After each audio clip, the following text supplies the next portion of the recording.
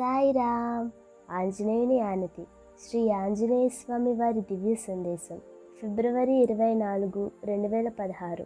ప్రశ్న: జ్ఞానికి ఉండవలసిన లక్షణము ఏమిటి స్వామి?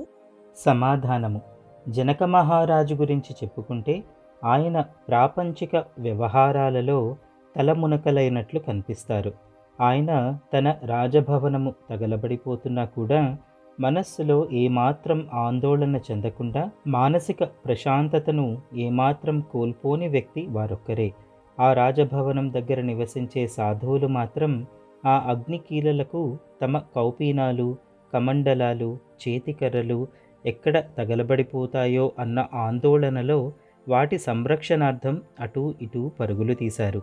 వారికి ఉన్న ఆస్తి చాలా స్వల్పమే, అయినను వాటి మీద వ్యామోహం పోలేదు.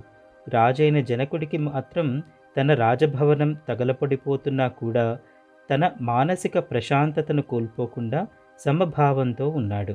కనుక నీ జ్ఞానానికి, మానసిక ప్రశాంతతకు సిరి సంపదలు, ఆస్తిపాస్తులు అడ్డం కావు. సరియైన అవగాహనే జ్ఞానం. సాయిరామ్.